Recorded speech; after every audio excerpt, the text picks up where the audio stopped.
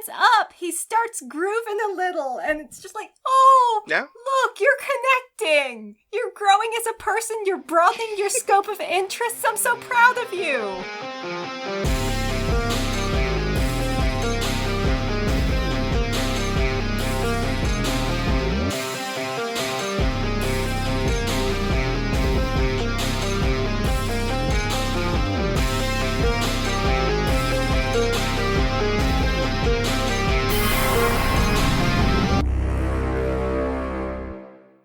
Welcome to the Skippy and Fantasy Show's The Eyecatch, our anime-focused show. Basara, I think this lady likes your song a little too much. Yeah, I mean, that's legitimate. I mean, she's way too into it. It's weird. Yeah. This is the series of episodes that I will refer to as Boobs and Groupies. Good lord. Boobs, groupies, and Die Hard. Boobs, Groupies, and Die Hard. Correct, Iori. Yeah. Thank you for the correction. I'm Sean. I'm Brandon. I'm Iori. And on today's show, we'll discuss Macross 7, episodes 13 to 24, released between January 15th and April 2nd, 1995. Written by Tomita Sukehiro and directed by Amino Tetsuro, with story concepts by Kawamori Shoji, who is a coward and needs to turn on your location, buddy. I just want to talk. And mechanical designs by the same, along with Miyatake Kazutaka. Oh lord. But before we get into why Shoji is a coward, a friendly reminder that we still want to hear from you. So please share your comments with us about this and past episodes at skiffyandfanty.com/listener suggestions. We're still hoping to put together a listener mailbag episode with your thoughts, questions, topic suggestions, and more. So please get those thoughts in, especially if you have seen Macross 7. We would love to hear your opinions about the thing. Yeah, if you have seen it, we know you pirated it. Mm-hmm. Oh my god. Oh god. We know you engaged in the exact same process of watching anime that everyone did in the 90s, and we are not judging you. No judgment. Yesterday at the group lesson for my music school, where we are all made to perform in turns, I did perform Sweet Fantasy, and no one there was old enough to remember it. Oh no. Whoa. How's it feel to finally be the oldest person? I mean, I've been the oldest person at this school who isn't one of the teachers for as long as I've been there. But this was the most visceral reminder so far. If it makes you feel better, I had a student refer to 90s rock music as classic rock, and my whole soul shriveled up and died that day. Yeah? It's not classic rock. Classic rock is like 50s, 60s, 70s. And 80s is the cutoff point. So stop it. Stop it, radio channels. Classic is supposed to have a historical breakpoint. Like, it shouldn't be dependent on how old you are. It is entirely dependent on how old I am. Sean, you would be so deeply upset by my trampoline classes. Oh, Lord. I'm actually very intrigued by that revelation, in part because I would have imagined at this point, after consuming a great deal of Macross wiki pages since our first episode, that Macross is like somewhere in the generational psyche of Japan as an anime series, at least musically. Oh, it is. Mm-hmm. But people younger than me are more likely to know Frontier. Frontier's the big one. Mm-hmm. Delta. If you're a teenager, you've seen Delta. Mm-hmm. I mean, it's just like, how many people under the age of 21 have watched Gundam Wing? Probably not as many as over 21s have. If you want to make a Western comparison, it's like a younger Star Trek or Doctor Who fan who's watched the series that are contemporary with them, but haven't dug back into the archives to watch the old stuff. Yes, fair. Well, okay, so we got to get to what broadly these 12 episodes are about. And so I think that's pretty simple. So what would you say, Ori, are like the main through lines for these episodes? Struggling with the fact that you're starting to get popular and get media attention that you are not remotely prepared for or personally suited to. Yeah, correct. Consistently disrespecting the expertise of people who actually do know how to fly these planes. Thank you very much. Yeah. Okay. And women getting mind-controlled and whipping out their tits. Creepy dating. There's that, too. We also get to meet by name one of the Proto-Devlin, which is pretty cool, who apparently just gets visually suggestively horny when she hears Basara's music. Yeah.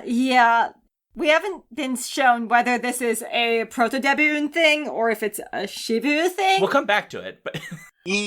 That said, like, with Shivu, you can really see the Tenchi Muyo design influence in how her character is drawn. True. Oh, yeah. And I dig it. Yeah. Because plot-wise, Tenchi Muyo had shit all going for it. But dang if they did not have some really striking character designs, right? Sure, they certainly did. Yeah. Sevilla is, like, the closest that the series has gotten to this far, where they're like, okay, no one can tell if the Proto-Devlin are cat boys, or just human, or humans with elf ears, so let's just draw an elf and clarify it for everyone. Well, it's interesting that you say, let's draw an elf, because that's also sort of how the Zentradi are originally designed. Like, when a Zentradi is myclinized, your only visual indicator is the pointed ears. Well, and Emilia has those. There are some great shots where you see that. So when we're talking about the Proto-Devlin, this is pretty important. Maybe we'll get this out of the way now. Not necessarily the weird, groupy, sexual aspect of it. But specifically that, like, up to this point, all we've been told is that spirit or spiritia. Yeah, is really, really important, right, to this alien group. Yeah. But we've not really understood exactly why they collect it and, like, turn people into mindless zombies, but we don't quite get it. Now we start to see, like, it has a very clear physical effect on, at least in this case, a Proto-Devlin, who is driven into almost... I guess you would say lusty... There's no almost about it. Okay, let me rephrase. She says the word ecstasy, to clarify. She's driven into, like, obsessive lust for him, for his music. You know, I don't think that they've been particularly subtle about it up till now, that Spiritia is essentially just, like, our antagonists are psychic vampires. In, like, a very actual sense, not a New Age sense. Right. It's just that they want a very specific kind of energy, and it's... Animal. The energy that they want to feed on is reactions that humans produce when exposed to music. Yeah. Like, one of the things that I thought was particularly interesting, and the thing that was keeping me narratively engaged for the most part in Macross 7 is, for the first 12 episodes that we saw, there is no real clarification what Spiritia is, or what its relationship to music is, until we actually start witnessing people discover that Firebomber is generating peculiar relationships to Spiritia. And even then we're like, so is music the thing? Is how people respond to music the thing? But then how are people responding to the music? of course that's the thing, because this is Macross, and that's always been the thing, as far as we go back, because Yeah. this is even why we have Milia here now, why she is the mayor. Yeah. Because the Zentradi did not have culture before they encountered Earth humans. And then, when they found the Earth humans and got into the war, and then heard music for the first time, they were like, oh shit, this rocks. Yeah. Yeah. We need some of this. Yeah. Okay, maybe murdering all of you would not be a good idea. Maybe we need to actually work this out so that we can keep, grooving on these sweet jams. Yeah. This is still one of the ultimate reasons why I'm actually kind of very upset that I didn't get into Macross very early, because if someone just told me that the theme of the Macross franchise is music has the potential to save the world, I would have been into this ages ago. Yeah. Brandon, I've spent our entire friendship telling you that. Yeah, you need to listen. But I could have known when I was a teenager is what I mean. You don't get to lament this when I've been telling you it for several years. I mean, before we met, there are other people who are into Macross, and it's like, look at the sweet robot. I was like, there's music here, come on! It's like, this is really cool.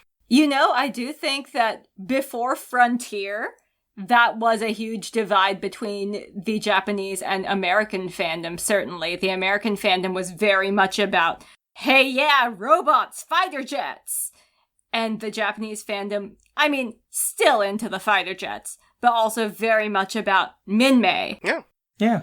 Well, okay, so let's get to some of the other aspects of these 12 episodes. I mean, since we're talking about Minmay anyway. Yeah, please, let's talk Minmay. Shall we jump into that moment in episode 14 where Dr. Chiba just full-on reveals his man cave, straps Gunlin down, forces his eyes open Clockwork Orange style because Kyun, we're gonna learn about Minmay. Yeah, I love Chiba a lot. Kyun. It's time to learn about Minmay. So I love Chiba a lot. Chiba and Ray Lovelock are perhaps the only male characters in Macross 7 that I actually enjoy, because there is something uniquely energetic about... What is your problem with Maximilian and Genus? We'll get to that, I'm sure. Oh. Because I have some Max feelings in this block of episodes in particular. But suffice it to say, the thing that I am intrigued about the most about Chiba is he seems like very enthused about the revelation that he seems to have come about recently, that music may have some capacity to allow them to win the war against the Proto-Devlin. Well, and he's very excited about not just the idea that he has made that revelation, but the revelation itself, that music has power, and is very eager to share that with everybody. And it's just unfortunately comic that the first person he shares that with is the one person who does not like rock music. And the thing that's great about this is, in subsequent series, we continue building on the science of it. Like, we are basically watching throughout multiple series the process of scientists essentially discovering a new natural law. Mm-hmm. Yeah, essentially. That's actually really cool. Please tell me that Chiba song units still persist as a method of recording those. Not once we know more about the science, unfortunately. Yeah, but he's kind of evil. I think the thing that's great about him, and the thing that makes him come off as way too aggressive, is actually because he's a Minmay fan, because he's old enough to remember the war, he's obviously had a theory that there is more to this than just culture. There is something fundamental being activated in the brain. And now that the Proto-Devlin are appearing as a threat, he is finally getting some data that backs up his theories. Mm-hmm. In his position, I would probably also get a little wild. Yeah. But would you Clockwork Orange somebody? It really depends on who. I mean, if I liked the song enough and thought everybody needed to hear it, and I was also attempting to educate them on the idea that music has the power to literally win a war, I can imagine some people that I'd strap to a chair to listen to some Kendrick Lamar or some... Wow. You know, like... Wow. Like, I think the reason why I'm attached to Chiba personally is... there is a lot about me in Chiba, to be perfectly fair. This person is just hype about music. Oh, okay. It's so weird, Brandon, because, like, he's not just hype about music. He's kind of like a mad scientist who is strapping people to chairs and forcing them to listen to music that hurts them. He's not having fun. Camlin's not sitting there going, gosh, this is the greatest. Let us be absolutely clear. If he didn't pick the one grump in the United Forces, who just decided that he doesn't like Firebomber, that scene would have been, like, perfectly normal for most other people. They would not have to be strapped to anything. They would be like, oh, Firebomber is neat. So let's continue talking about your research. It's just Gamlin. Also, sorry to jump ahead. Is a grump. No, he's not a grump. This man literally does not know what the fuck fun is. This poor boy. He doesn't know fun, that's true. Well, yes. We later learn he's never been on a carousel before. The fucking carousel is the best thing that's ever happened to him. Like, God, if you're this fucking psyched for the merry-go-round, I cannot wait to get your ass on a Ferris wheel, boy. Oh, Lord. I mean, like, there is another scene where Gamlin meets with Ray and hears the music, and he's trying not to kind of be rude, Yeah. but Ray knows immediately, oh, he does not like this music. So I don't think it's just that he doesn't like Basara specifically and the band. I think he just really does not like this music. Yeah. He's not a rock music kind of guy. No, he's like listening to like Conway Twitty or something. Like that's what he's doing. He's got like some old school country on. Oh, whatever no. the Japanese equivalent of that is. He doesn't seem like an enka guy either. I think he listens to like long, mournful Sakamoto Ryuichi, like symphonic piano pieces. Just very atmospheric. Very possible. That makes sense. I will give Gamlin a modicum of the benefit of the doubt, even though I am very hostile towards Gamlin on average, that it is kind of clear now, not just that he's not trying to be rude, but that he is genuinely trying to understand what it is about this music that other people enjoy. He just doesn't enjoy it in turn. And he's starting to get there. Like, when he goes to Firebomber's show and Milane is singing Sweet Fantasy, like, you see him start to get it. He bounces. He stands up, he starts grooving a little, and it's just like, oh, Yeah. look, you're connecting. You're growing as a person, you're broadening your scope of interests. I'm so proud of you. Yeah. Yeah. And the other thing is, like, I think he's been in the military basically forever. So He is very rigid.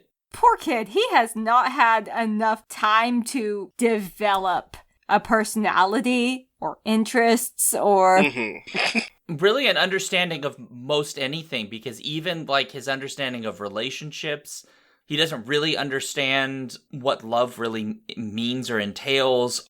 Oh yeah, this is off-screen backstory so far, but like he's been in military academies basically most of his life. Yeah. Yeah. So he's had a very sheltered upbringing. Yeah, and that affects how he behaves. A specific kind of shelter that makes it difficult for him to, like, develop emotionally in any capacity. Mm-hmm. He's not. Yeah, I mean, of the two main male characters in this, both of them are emotionally stunted man babies. But at least one of them has a mission that makes sense, even if his approach to how he treats that mission and how he treats the people around him is rough and at times somewhat inappropriate and overbearing. Mm-hmm. Unlike a certain other character who explains absolutely nothing to anybody and is a giant dick constantly, and who I despise and keep hoping will not dodge a bullet. In fact, the episode where he got really tired and kept getting hit, I was like, man, he's got some plot armor right now because he should be dead. I mean, of course he has plot armor. And I was hopeful. So I'm going to say that I did go down to my local and conduct a poll among my friends who were there that night, because the central triangle within 7 is framed as Milane choosing between Basara and Gunlin. So I said to my friends, pick one. Almost unanimously, we have decided we would rather have Gunlin. Of course! Correct decision. Because, yes, okay, he's kind of plain, he's pretty awkward, but that at the end of the day, when he comes home, that is a man who takes off his motherfucking dirty socks and puts them in the goddamn hamper like a goddamn grown-up. Yeah. Yeah. That's a man who knows how to do chores. You would not murder him within a month of moving in together. Oh, God. And that counts for a lot now that we're this old. I will note that the one person who picked Basara is under 30 and is still, like, in the age range where it's like, yeah, I'd date a musician. Everyone else who answered the question, like, completely irrespective of gender, said, no, Gamlin's the one I could actually stand to share my life with. Like, of the two of them, like, which one No. Also, like, if you dated musician, Vefina is right there. Vifida is right there, and so much hotter. Yeah. I mean, there's that too, yeah. Anyway, of the two of these male, quote-unquote, love interests, only one of them would take the time out of his day to do something nice for you. Mm-hmm. Yeah. Not because he feels guilty because he screwed up, but because he actually cares about you. Yeah. And that person is Gamlen, not Basara. Basara would only bring you flowers after he's realized how many times he's fucked up by not caring about you. And even then, he would get the cheapest, crappiest flowers he could find. Basara would not buy you flowers. Basara would go, why are you mad? Ray would buy the flowers, give them to Basara, give him, like, detailed point-by-point instructions on how to apologize. Correct. And Basara would still fuck it up. Correct. Yeah. He would still fuck it up. Gamlen would fuck up a lot too because he's rough around the edges and he's awkward. But he's trying. But, like, you could understand the sincerity. He's trying. Yeah, like... You would go, okay, I get it. You didn't mean to, like, accidentally say something offensive. I get it. But yeah. So I hate Basara with a fiery passion. Now, granted, like... I just don't like him. I am only looking at this through the framework of this obligatory Macross triangle. But if I was allowed to widen my scope, let's say... Well, then I think Mylene and her 6 older sisters better be ready to meet their new step-parent, because Mylene's mom has got it going on. Okay, well, let's get back to talking about why we hate Basara. Yes. So... I don't hate him. I would hate him if we had to share space. Like, if I lived with him, I'd hate him.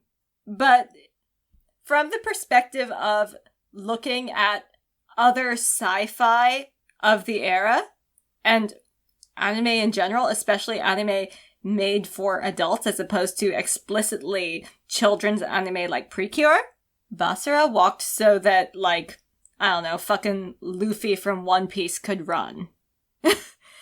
Because at this point in time, there just isn't as much media aimed towards adults where the solution to a problem is befriend it instead of shoot it. And something that made Basara really revolutionary as the protagonist of sci-fi was that, okay, so a lot of early sci-fi anime have a basic premise that the enemy is A, not human, B, not people. And if we're lucky, we'll get this really late stage reveal that the enemy is like a thinking and feeling species of creatures. But Basara's approach to engaging with the enemy is fundamentally premised on, even if they are not human, they are people, and therefore they are worth attempting to connect with.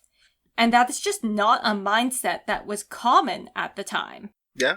I would go so far as to say it's still not a particularly common mindset within a lot of sci-fi, particularly military sci-fi, which Macross can technically be classified as. I wouldn't even say it's a common trait in any media of any kind. Yeah, because we still don't write male characters like him. Right. His approach to, I want to solve this problem by connecting and by sharing our feelings, as opposed to by fighting, is much more typical of, say, a Magical Girl show. And to get this in 1995, and then to actually grow up and meet a whole bunch of, like, actual adult males who watched Macross 7 as kids and were like, no, Basara rocks, I want to be able to be like that. Yeah. Has really informed a less toxic approach to how to engage with others, at least in the particular subset of nerd culture that I spend my IRL time in. So, the existence of Basara as a protagonist has had tangible benefits on how I have been able to engage with my community, and that alone makes him worthwhile to me. So, my relationship to Basara is kind of complicated by the fact that there are parts of that I actually, like, very much accept. Like, I see a lot of, for instance, Kisaragi Gentaro from Kamen Rider Fourze in Basara. Someone who is, like, very committed to the idea that even if someone has already proven that they declared themselves my enemy, it is my duty to reach out to them.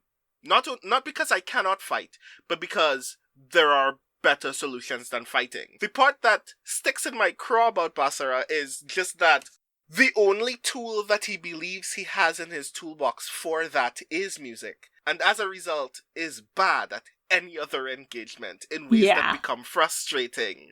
This is fair. He doesn't express his own feelings in any other way than music. He balks at the idea that other people may have feelings that clash with his desire to play music whenever he wants to. He refuses to clarify any of his intents to other people, which is bad on its own and worse when we realize, in hindsight, that over 20 episodes, several characters have not been talking to each other very well, actually, and the only person who is Meline, the youngest person in the room. But there is still something remarkably admirable about the idea that Basara believes that even if my enemy refuses to engage with me, it is my duty to constantly engage with them, and this is the only tool that I'm going to use to do it, even if I am risking my own life. And I do think that that's kind of rad. Yeah, in episode 16, there is this moment when Mylène says, "Why are you playing music for them? They're the enemy." And he goes, "We're playing for them because they're the enemy." Because I got up out of my chair when that happened. That's Kisaragi Gentaro energy. I love that. Yes. I like the statement. I wish the rest of the series spent more time developing that in how he behaves. Because the big thing that I kind of get frustrated with Basara is there's two things. One is like that he just doesn't explain himself, which is the thing you were kind of talking about, Brandon. Like, he doesn't communicate with anybody about his intentions, except supposedly he's communicated with Ray, but that's off screen. We never really see that. And that's really frustrating. And we have to take Ray's word for it.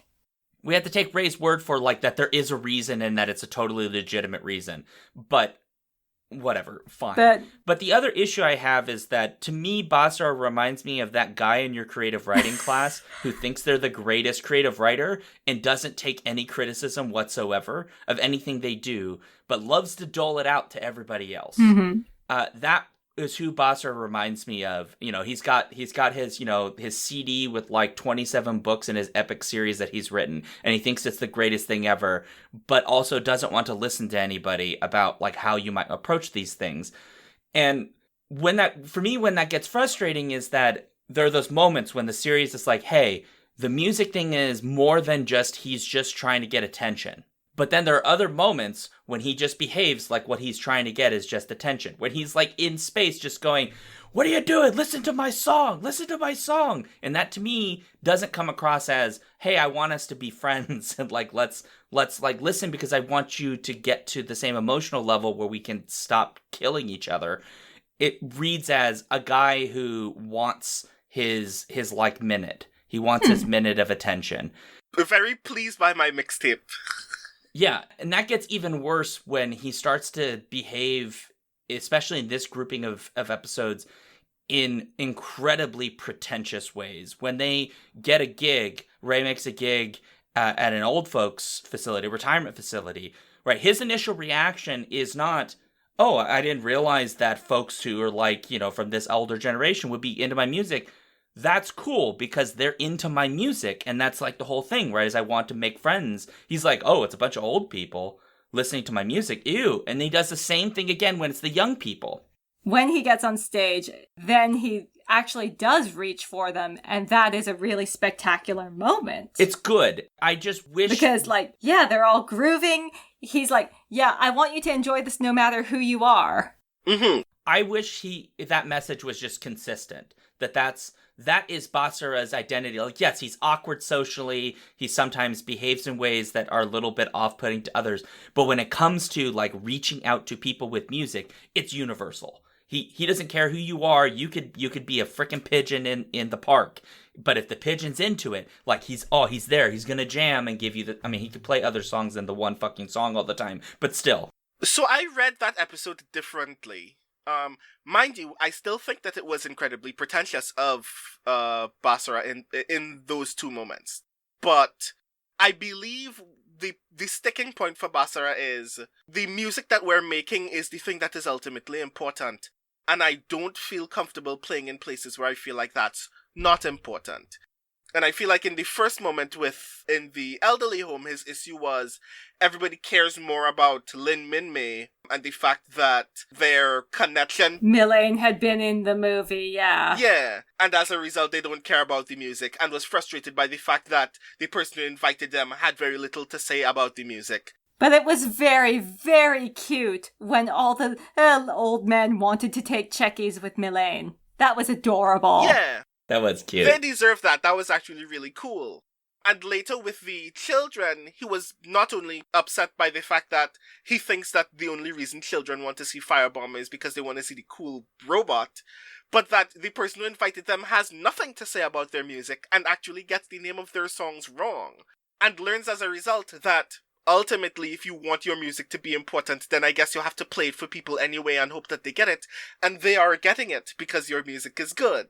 And I think that was an important lesson for him to learn, while still being important for us to realize exactly what his ideals are. He values the music more than everything else that everybody else cares about. It's why he doesn't care about the fact that people consider him the hero of City 7, because to him, he's not saving the city from the Proto-Devlin. He's trying to reach out to them and failing so far, in his own estimation. And I think that that's really kind of neat. And to be fair, it's kind of his own fault. But I do think that something he is struggling with is a problem that a lot of creatives have, where it's like, I want to be judged on my work, and everything else, please just ignore everything else. Do not look at my disaster of my life. Do not ask me to perform interviews and shit. Like, here is my work. Sometimes I don't want to be radical. Sometimes I just want to get 5 stars. Yeah. No, it's just like, here's my work. Please enjoy my work. Leave me the hell alone. And you know what? I fucking sympathize. I do sympathize with that. I do think that it would be helped if... It's nice that we do get a new song in this grouping of episodes. Holy Lonely Light! But the thing that Basra, I find really weird is that nobody tells him, hey, bro, we have other songs. Maybe try a different one with the Proto-Devlin. You keep playing the same song and they're not into it. Every single time they oh, why is this asshole singing at us this weird song? And then they leave. And he's like, why aren't you listening to my song? Try a different song. Mm-hmm. It's kind of frustrating that it kind of works. I guess I think the sad thing is that the series has started justifying his tactic, but... At this point, we have not seen him use Seventh Moon in concert or in battle, have we? Nope. No. It's primarily the one song that the title... Yeah, it's mostly Planet Dance, and... Planet, yeah. If I'm not mistaken, he's only... I wish they would use Totsugeki Love Heart a little more, because that is a fucking banger. I just feel like, as a musician, it's well, he cares about the music, and it's well, as a musician, you should be creating more stuff. You can't be, it's like an author who wrote one book, and it's now 40 years later, and you're still talking about the same book. It's okay. So, where, did you write anything else? Write something else, bro. What are you doing? So the weird part for me is, the show actually, to me, goes to unnecessary lengths to qualify for us that Basara is consistently writing music, because we do on several occasions see the process of him writing a thing. Yeah. I very much enjoyed the sections where we watch him working out the song that becomes Remember 16. Yeah. That's great. I really like that. I think that's neat. Watching him in process probably gave him a lot more depth than the show has bothered to up until now. True. I am definitely in kind of a weird place because I know much more about his backstory than either of you have been shown, which is why I am giving him a lot more grace for his complete inability to deal with people.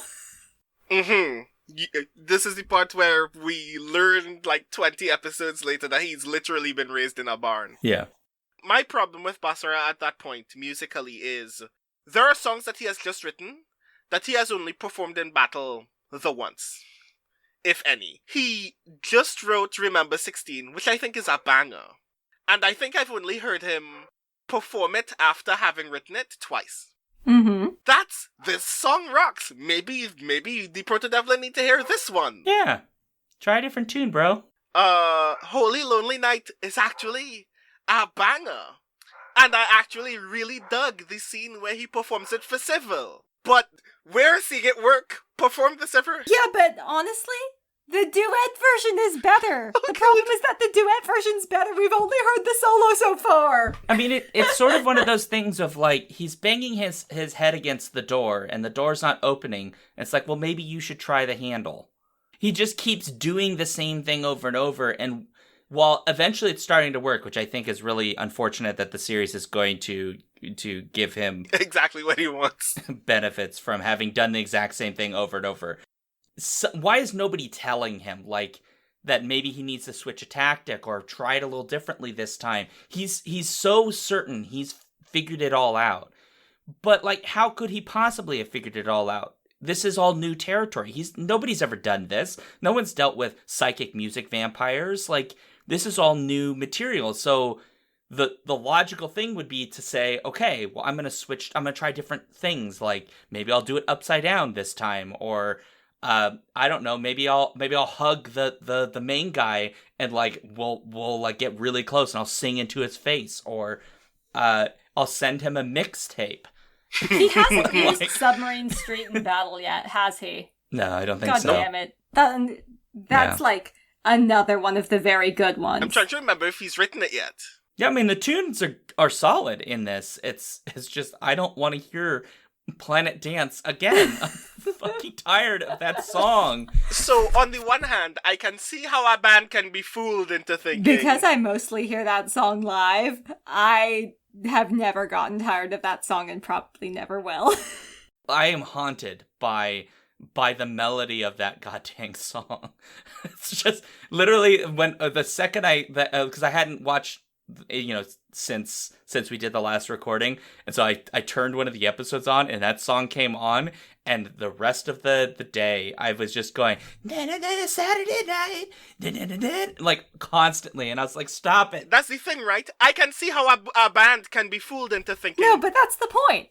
It gets the bar hopping. Yeah, I can see how a band could be fooled into thinking, no, this is the thing that is going to work because it's working for everybody else. No, but it's not a positive earworm for me. It's What's the appropriate American comparison? This is their Welcome to the Jungle or something.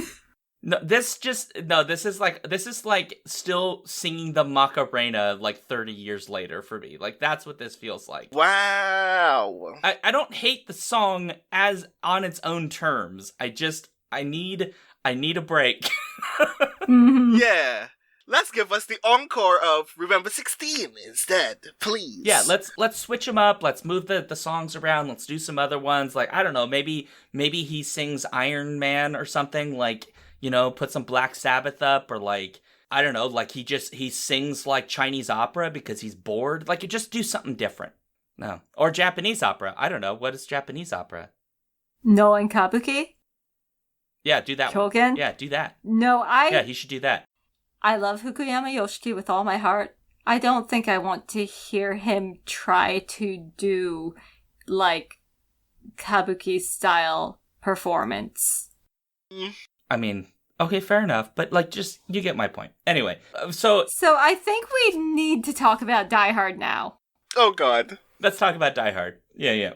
In episode 19, Milia is taken hostage by Zentradi terrorists who are heavily implied to be under Proto-Devil mind control. And it is implied that there are some conflicting alien biology issues which make the Zentradi specifically more vulnerable to manipulation by the Proto-Devlin.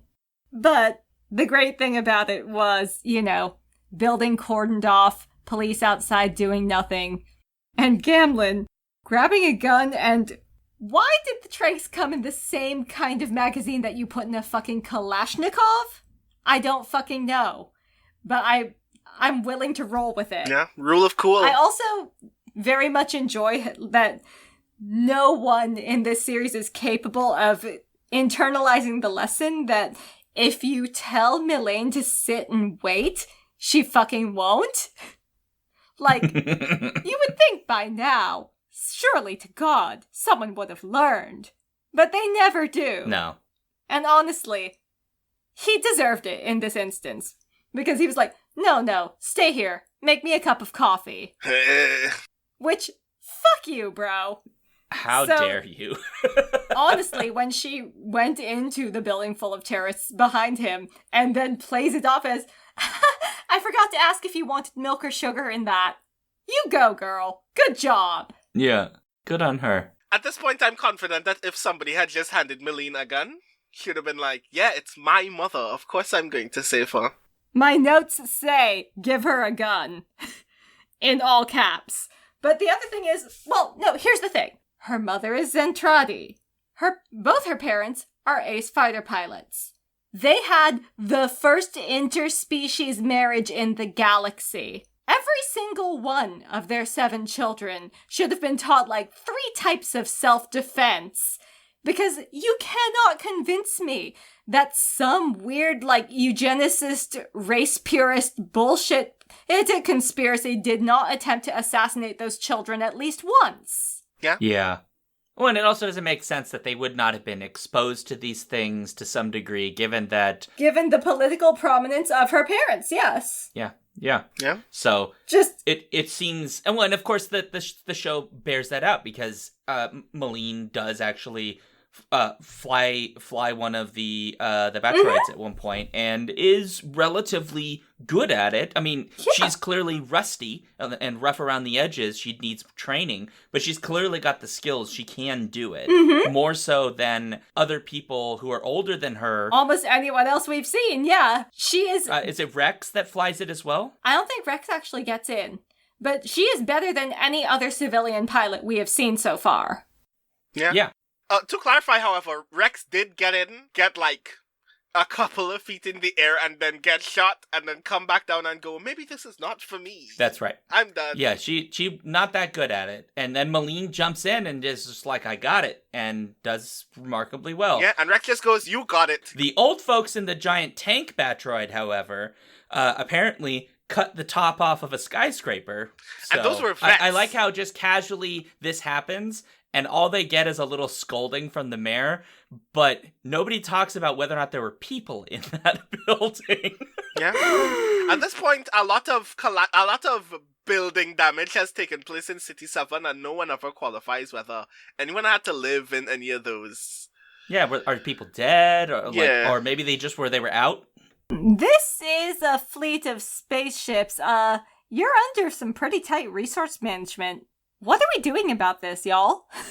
Like, team? That is an interesting thing, because it doesn't really address the research component. What's our repair budget? Where are we getting our repair materials? Yeah, that is a great question. Where is the repair material? They must have... It just must be, like, in the hold on City 7. It must be where they keep a lot of it, but that's got a limit. They just have a bunker with large planks of steel. Yeah, it's just like a huge warehouse. Like, this is our steel supply, but that's gonna run out too. Like, at some point, you're just not gonna have enough. So, I mean, the Macross City fleets are just like a hopefully less doomed version of the Mega Road in a lot of ways, because as immigration fleets, like, we're going out here and we're going to sail until hopefully we hit a habitable planet. And I sure hope we don't all starve to death before then. Like, it is a profound act of faith and also a profound act of... is there no way we can plan this better? I mean, in a lot of ways, Macro 7 reminds me of, like, Battlestar Galactica. Mm-hmm. Because while the context of why they're out there is a little bit different, they're being beset upon by this fleet of aliens, basically, and having to deal with that. But it is interesting that the focus of this series, like, it's not interested on, like, the actual logistics of any of this. Like, the closest we get is in this sequence of episodes, I think, so far, where we actually deal with the issue of how the fold drive actually works and its limitations and what trying to find, because when we left off, right, the City 7 had been taken. It had been transported via fold drive by the Proto-Devlin.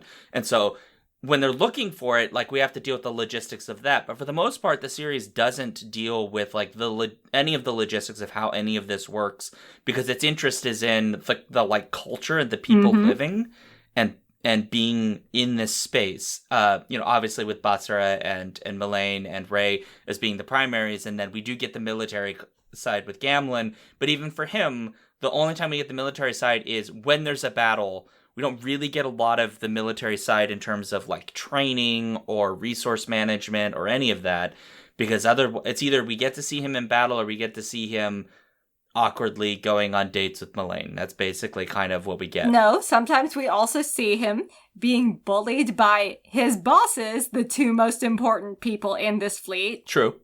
To go on dates with their daughter. That's correct. Yeah, 1419, very skeevy, but at the same time, he is under so much pressure from his literal-ass bosses that I can't help but feel sorry for him about it. And he's clearly trying to handle it with as much tact as possible given the circumstances. I will say, I think we'd mentioned that in the last episode. In these episodes, it does it even more so, because in the last episode, we had the creepy butt shot. And there is a butt shot in this one, but it's less creepy.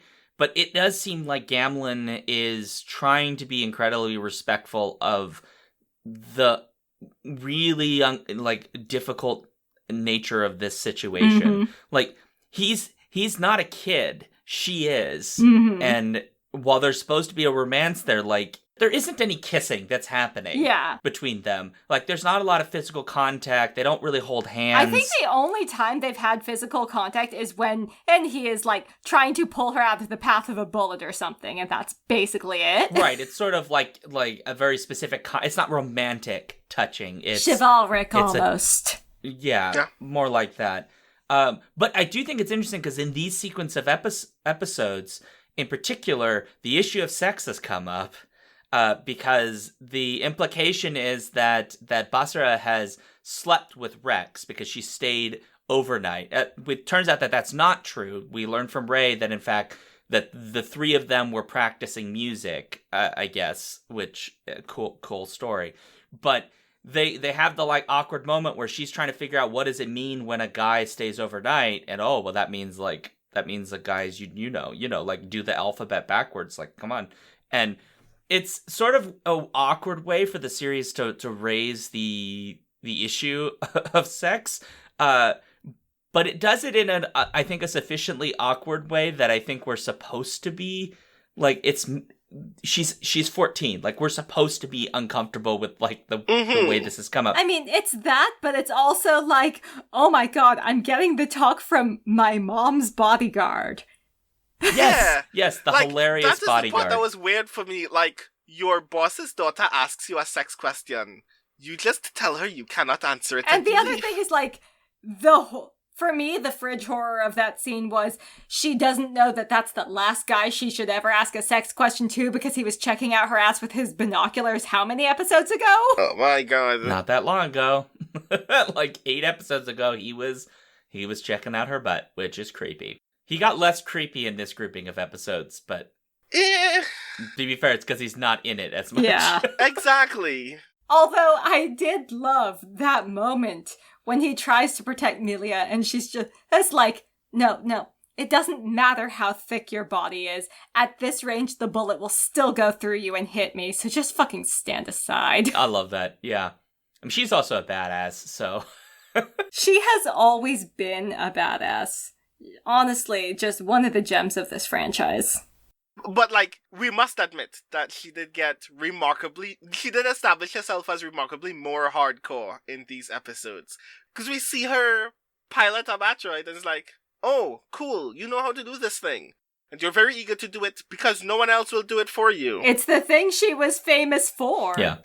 So much of her importance before she became Mayor of City 7 was that she is a fantastic pilot, and I really appreciate that this series was willing to remember that and essentially let her remind everyone, hey, there's a reason you respect me, and it's not the massive desk I sit behind.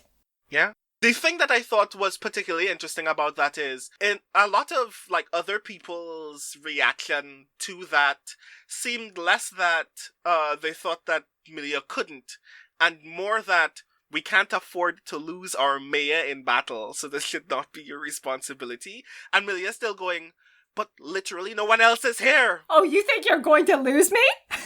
Yeah. I'm the best pilot in the room. Battle 7 is not here. I'm gonna get in the robot. Also, And she does. I'm going to say it. I'm going to start the thing that might actually get some angry comments in their inbox.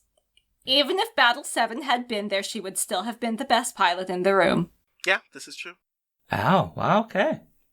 Also, as an aside, because I still don't know how to read this, and that this scene can either be read as Basara being totally oblivious, or Basara being the only person who can read this room, no matter how awkward this scene is. But there is a scene in one of the later episodes where Milia gets out of her Batroid to apprehend a Proto-Devlin who had just come out of his destroyed robot, and she gets shot in the leg. And Basara walks up to her while she is still injured. They have an entire conversation about whether this Proto-Devlin will be apprehended. And while she's still bleeding, Basara walks away. Yeah. That's Basara just being, like, not knowing how to deal with any situation. No, but he also called her Granny. Yeah. Yeah. And she was much more pissed about that than she was about being shot. So clearly, she's going to be okay. She's not even that old. Yeah, a part of me is like, Basara knows that she can deal with this wound on her own. He's not gonna be helpful here, so he's just gonna go. I don't know. Like, I feel like in that situation, you're like, hey, okay, like, At least ask. I'm gonna help you, like, can I help you, you know, your leg's injured. Can I help you walk so we can get you to get medical care? You know, like, you just do that. Like, and if she's like, nah, I got it, then you're like, cool, fine, bye. In fairness, the wiki says that she is 51 years old when 7 takes place. Well, she doesn't look 51 years old. Well, I imagine that's what she's upset about. Mm-hmm. Yeah. I mean, 51's like, you could be a grandma at 51, but, like, most people aren't. Oh, I believe she is a grandma at that point. Oh, then what's she complaining about then? Wow, Sean. Hang on, which of the kids have had children by then? Ooh, actually, wait, maybe No, at this point in the timeline, Miranda hasn't had her daughter yet. Miranda is the daughter who comes immediately before Mylene. Aha. And the only confirmed granddaughter in this continuity so far is Miranda's daughter Mirage, who is one of the main characters of Macross Delta. Got it. Okay. Nice. Well, so we're winding down towards closing out here. And we didn't get to we didn't get to discussing the best worst part of these blocks of episodes, which is Civil being overwhelmingly excited by music. Yes, and exposing her breasts. Not hers. Not her breasts. Not hers. Other people's. That's worse. Rex's. That was Rex's breasts, which... Like, those were Rex's breasts that she was borrowing, which kind of makes it a lot worse. It's a lot worse. It's increasingly more worse. And Basra, in those situations, still not quite understanding what's happening at that moment, which... Yeah. It takes a certain kind of obliviousness. He's very much also in his hyper-focus mode, where it's just like, no, sorry, don't bother me yet. Can't you see I'm working on a thing? Stop putting them in my face. It takes a certain kind of obliviousness to stand out of your apartment building in the middle of the night, watch a woman descend to you from the moonlight. Oh god, yeah, that was one heck of a kiss. And as you start singing, and as you start performing for her, she's like, obviously very excited. And you can see exactly what kind of excitement that is as you are playing. And then she kisses you.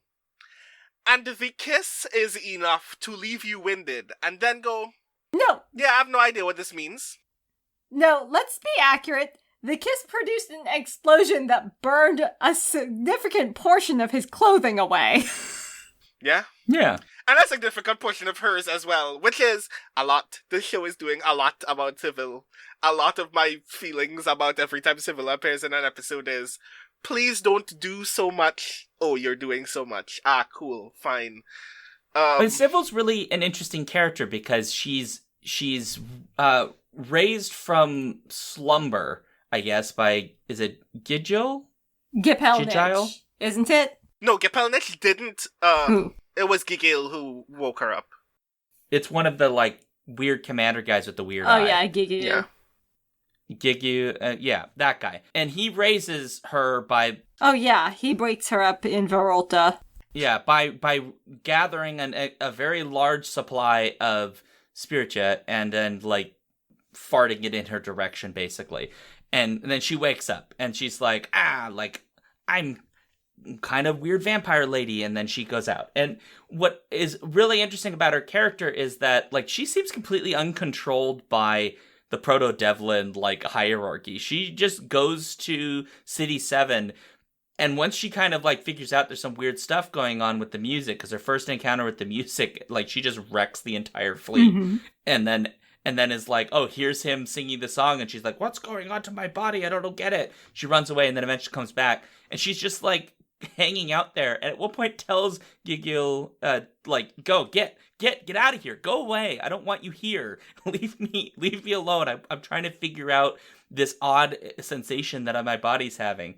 It's very interesting because so far our interactions with the Proto-Devlin have not had a character whose reactions have been almost supernatural in the way that they're constructed. The reactions we've had to the music has been mostly like, why is this asshole singing this song to us? Stop it.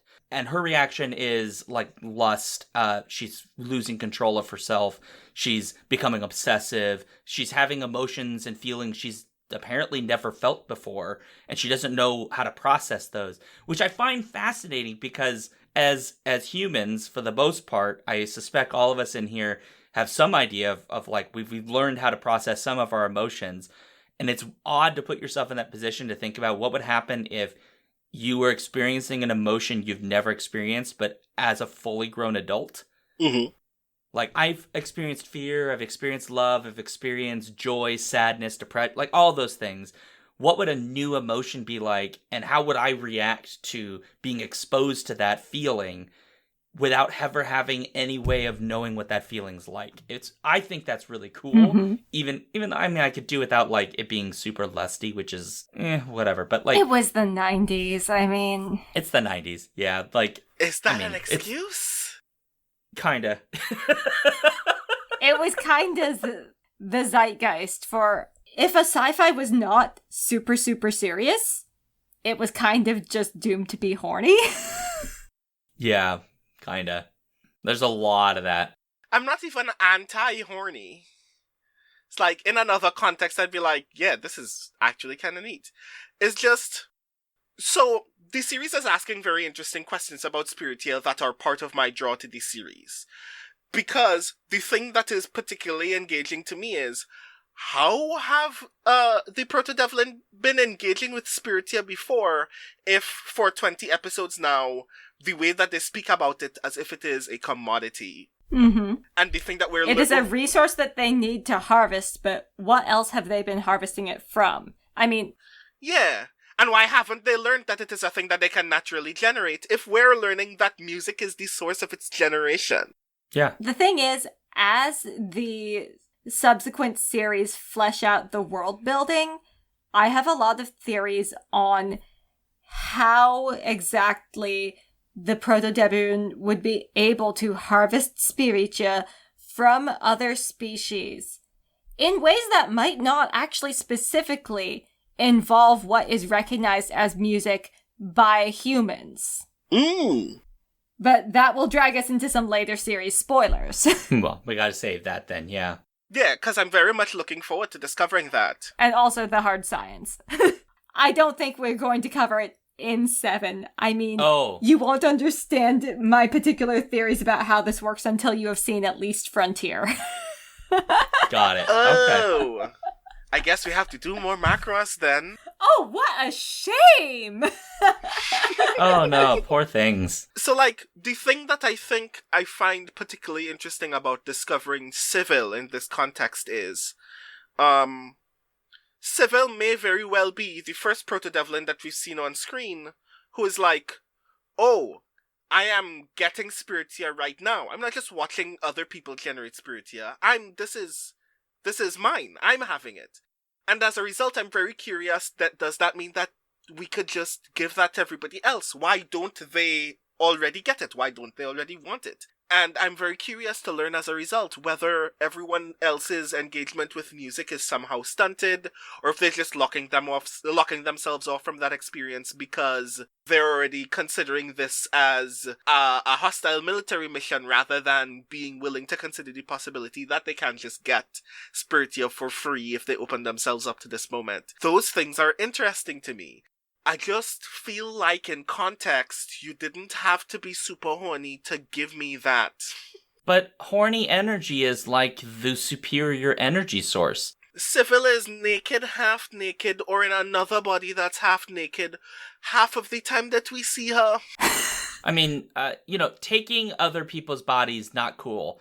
Very unacceptable. But in fairness, I think that if I had a figure like that, I would also want to dress that way. Oh, well, I mean, fair. Civil can dress however Civil would like to dress, just don't use other people's bodies. Yes. Yeah, that's kind of inappropriate. But Brandon, I just want you to know that in the Macross universe, horny energy is one of the most important sources of energy in the entire universe. In fact, you know that the episode where they almost fall into the red giant? That red giant fueled entirely by horny energy. Ah, yeah. Nice. If This we is ever get canon, around by the to way. watching Delta, we're going to have a lot of fun. Oh, did they really get into the horny energy in Delta? Good lord.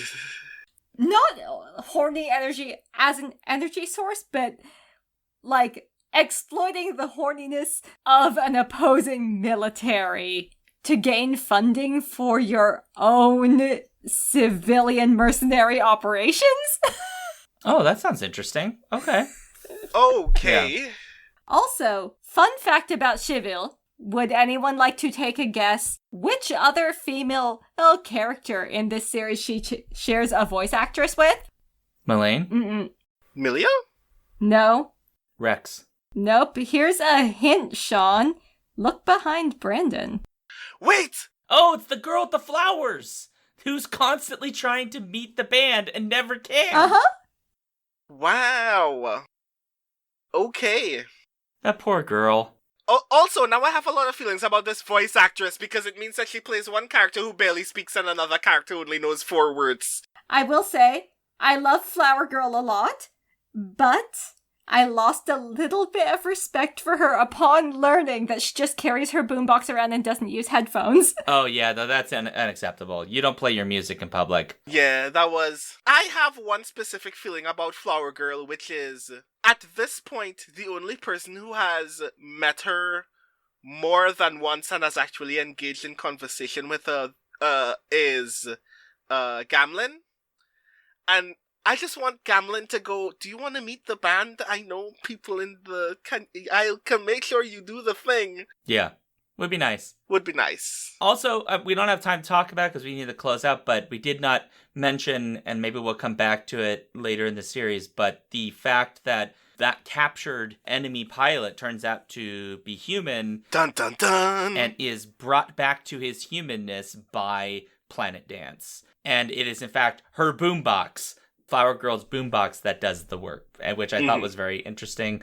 I hope that the series will address it in more later on, that we'll get to see more of that. But music as the agent of unbrainwashing will be an overarching theme of this entire franchise. Like, from now until God knows when, this franchise will outlive me. I hope it outlives me. It probably will. It should. It deserves to. I'm particularly excited to learn more about the context of how this anti-brainwashing works in this series, because the show has been very slow to like give deliberate information to the characters that would do anything with it. So I highly suspect that later on they will still have more things to tell Firebomber about what their music's capacity for healing the Protodevlin effects on humans will be, because right now they don't know a lot other than the music is good and it woke this person up. Yeah. Chiba is very engaged in answering those questions, and I'm very excited to see more of Chiba, so... Well, let's see. The other thing, though, is that this series takes place in 2045. So we are at the point in the continuity where, on an in-universe level, we don't know much about the science of how all this is working. But I think also on, like, a behind-the-scenes development level, they have not figured that out for themselves yet. Yeah. Just because you know what the theme of your story is doesn't mean that you know how the rules of your story work. True. So, like, there are certain questions that the two of you are bringing up about the science that I am only in a position to answer because I watched Frontier and Delta. Okay. Mm-hmm. And even then it won't be full answers because there is still so much we don't know about how this particular branch of science works. Yeah, I'm very excited by this. That's cool, though. It means it leaves mysteries to be discovered later. So. Yeah. Mm-hmm. And, you know, I think the evolving world building is one of the huge charm points for me when it comes to Macross. It feels like real history in that sense. Yeah. Well, okay. We got to close out. We got to stop because we could keep going. We will come back for the next 12 episodes of this in the future, so do keep an eye out for that. We're doing the entirety of Macross 7 in chunks. So if you'd like to let us know what you thought about this episode, please head over to skiffingfanny.com/listener-suggestions. If you've seen this show and you have opinions about Basra and you want to agree with me, please send a message. Tell us your favorite Firebomber song. That too. We want to know Yes. that. Follow us at Skiffing Fanty on Twitter, and do find the Skiffing Fanty Show on Facebook as well, and we're on Instagram at Skiffing Fanty. You can get the newsletter, skiffingfanty.com/newsletter, and if you like what we do, please, patreon.com/skiffingfanty, and give us some love there. Money helps, and give 5-star ratings, and tell your friends about the show, and just help us. Just help, please. I'm old. I'm 38. Anyway, you can find me at Sean Duke on Twitter, SeanDuke.net, Alphabet Streams on Twitch, and Patreon.com/TheJoyFactory. You can find me, Brandon O'Brien, at The Rising Tides on Twitter, Patreon.com/TheRisingTides, on Twitch, at twitch.tv/TheRisingTides, and on SpeculateSF.com, where I currently GM Fractal Spire, a Girl by Moonlight actual play. You can find me at Yori Kusano on Twitter, kusanoyori.com, and also playing in Fractal Spire at SpeculateSF.com. And there are no L's in Iori's name. Yes, please. Wanted to make sure that that's out there. As is required, I'm going to make this super awkward, and I apologize to everybody for this, but God. this episode gave me inspiration for something I'm going to wear from now on, especially when we have a live episode. Because I also want to get a shirt that when I unzip the front... A biker jacket unzipped to the navel? Yeah, I want a jacket that does that so I can expose myself appropriately in rock star form. All right. Sorry. That is an image nobody wanted, but you're welcome. You're entitled to that feeling, I guess. Thank you for sharing it. Oh, God.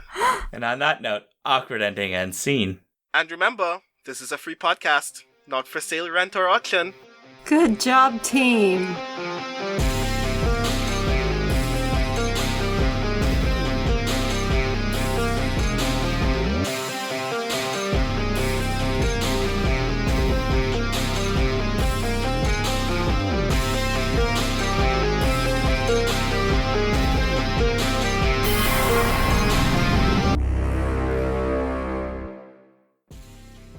If you want to support this show, you can go to patreon.com/skiffyandfanty or skiffyandfanty.com, our website, where you can get access to all of our fancy things. Our music comes from Holy Mole. You can support him and his work at patreon.com/holymole. Thank you for listening.